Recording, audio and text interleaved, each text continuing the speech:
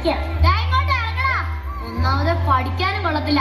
സമയത്ത് സ്കൂളിലെങ്ങാനും പോവാൻ നോക്കടാ. ദേ ഉണ്ണി ഇങ്ങോട്ട് ഇറങ്ങുന്നുണ്ടോ? ഉണ്ണി ചോറെടുത്തോ? എടുത്തെടുത്തമ്മ. അവൻ വേറെ എന്തെടുക്കാൻ പറഞ്ഞാലും ചോറെടുക്കാൻ മറക്കത്തില്ലെന്ന് നിനക്ക് അറിയാലോ. ഡാടാ നിനക്കെന്താടാ ഇത്ര സമയം ഒരുങ്ങാൻ? അത് പിന്നെ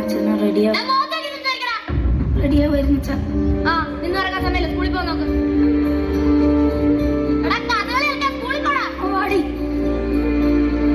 നിക്കേ, നിന്റെ കണക്കിന്റെ പേപ്പർ എന്നാ കിട്ടുമെന്ന് പറഞ്ഞാ ഉറപ്പാണല്ലോ അല്ലേ? തോറ്റിട്ടെങ്ങാണം വന്ന തോലി ഒഴിക്കുന്ന ചെല്ലേ. വെറുതെ എനിക്ക് മനസ്സിലാ രാവിലത്തിന് അവന്റെ വെക്കിട്ട് കയറുന്നു. അവനെ ശാസ്ത്രം നിർത്തണം. അവന്റെ പ്രായം എനിക്ക് കഴിക്കാനെടുത്തു.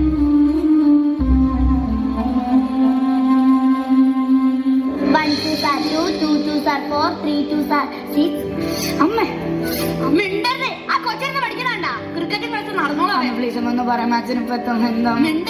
അച്ഛനിപ്പോ വരും. കണക്കിന് കിട്ടും. ചേട്ടൻ തോറ്റു അല്ലേ? എന്തായാലും പറഞ്ഞു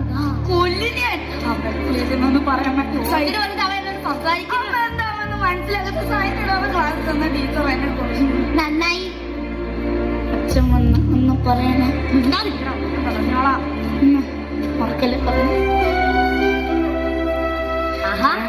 പഠിക്കുവാണോ? നിനക്കൊന്നും പഠിക്കാനില്ലേ? ഞാൻ പഠിച്ചാ. എന്നാ പിടിച്ച് കളക്ട് ആക്കട്ടെ. ഇന്ന് ക്രിക്കറ്റ് കളിക്കാൻ പോയടാ. പോയച്ചാ. എത്ര മണിയാകുമ്പോ എത്തി? 6 മണിയാകുമ്പോ എത്തി. എത്തിയോടി? 6 മണിക്കൊന്നും എത്തിയില്ല. 6 മണിക്ക് എത്തി. സത്യം പറയേ 6 മണിക്ക് എത്തി. എനിക്ക് ചായ എടുക്ക. പോയിട്ട് പണിയാ നോക്കിക്കൊണ്ട് നിൽക്കുന്നു. പറയാൻ പറ്റില്ല. പ്ലീസ് ഉണ്ടാതിരുന്നോ ചേട്ടാ? ചേട്ടാ ഉണ്ണിക്ക് കണക്കിന്റെ പേപ്പർ ഉണ്ട്. കണക്കിന്റെ പേപ്പർ കിട്ടി. എത്ര ഉണ്ട്? അത് പിന്നെ അച്ഛൻ ഞാൻ 10 മാർക്ക്. ഇങ്ങോട്ട് മാറിക്കടാ. ഇതെന്താണ് ഇതെന്താണ്? നിന്നോട് ഞാൻ രാവിലെ എന്താ പറഞ്ഞേ? വടിയുണ്ട് ചോദിക്കാൻ നടക്കുന്നു.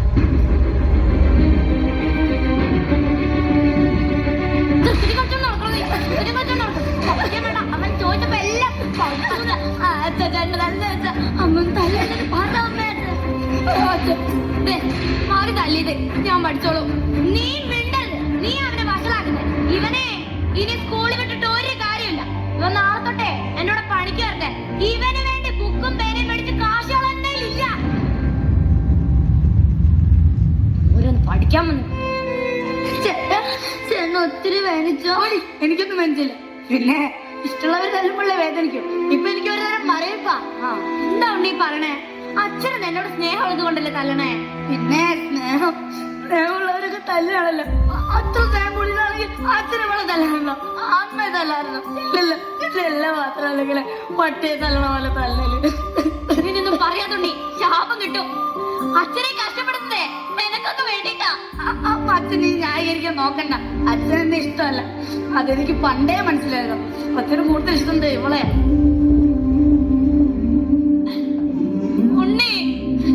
ഉണ്ണി നിക്ക്.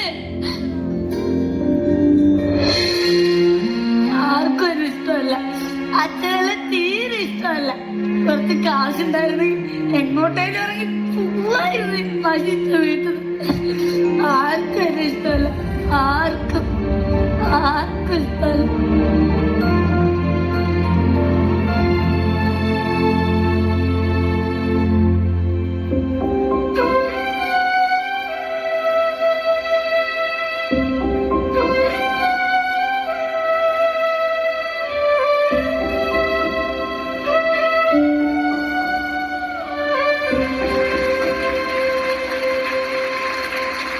അവൻ ഉറങ്ങിയോ? അവനിന്ന് ഒരുപാട് തല്ലി. ഇന്നല്ലയാലും അവൻ ഉറങ്ങിക്കഴിഞ്ഞ് ഇവിടെ വന്ന് ഇങ്ങനെ ഇരുന്ന് കരയും. എന്നാ പിന്നെ തല്ലാതിരുന്നാ പോരെ മനുഷ്യ. ഒന്ന് പോടി അവിടുന്ന്. ഞാനെന്നെ ശാസ്ത്രി നേർവഴിക്ക് കൊണ്ടുവന്നില്ലെങ്കിൽ പിന്നെ ആരവന് നേർവഴിക്ക് കൊണ്ടുവരും? ഞാൻ തല്ലിയപ്പോ അവൻ ഒരുപാട് കരഞ്ഞു. എന്നാ പിന്നെ ഈ സ്നേഹം നിനക്ക് അവനോട് നേരിട്ട് പ്രകടിപ്പിച്ചൂടെ മനുഷ്യ? വന്ന് വന്ന് അവന്റെ മനസ്സിലിപ്പോ സ്നേഹം മാറി നിങ്ങളോട് പേടിയായി തുടങ്ങി. നോക്കിക്കോ, ഇനി അവൻ നിങ്ങളോട് മൈൻഡ് പോലും ചെയ്യൂല. ദേ, ഇവനെ എന്റെ മോന് എന്റെ ഈ നെഞ്ചത്ത് കിടത്തിയ ഞാൻ അവനെ ഉറക്കിയത്. അവനെന്റെ സ്നേഹം മനസ്സിലാവൂടി. മനസ്സിലാവുന്ന ഒരു കാലം വരും. അവനൊരു അച്ഛനാവുമ്പോ അന്ന് അവന് മനസ്സിലാവും ഇന്നെന്തിനാ ഞാൻ അവനോട് ഇങ്ങനെ പെരുമാറിയത്.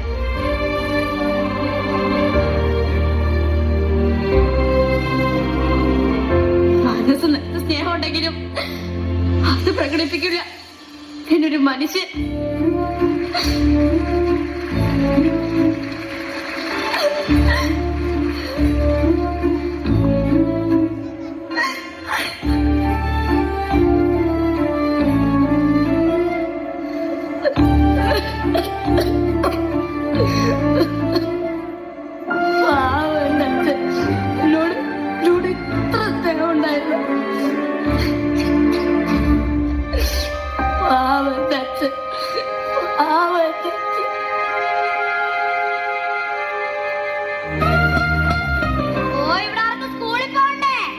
ഞാൻ റെഡി ആയി കഴിഞ്ഞു. ഈ ചേട്ടനാ റെഡി ആവട്ടെ. ഞാൻ ഉണ്ണി, ഞാൻ അങ്ങോട്ട് പറഞ്ഞോ, നീ ഇങ്ങോട്ട് വരുമോ?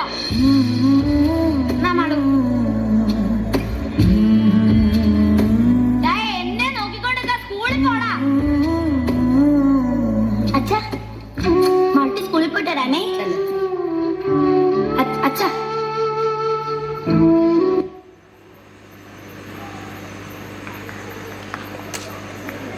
സൂര്യനായി തഴുകിയുറക്കമുണർത്തുമെന്നച്ഛനെയാണെനിക്കിഷ്ടം.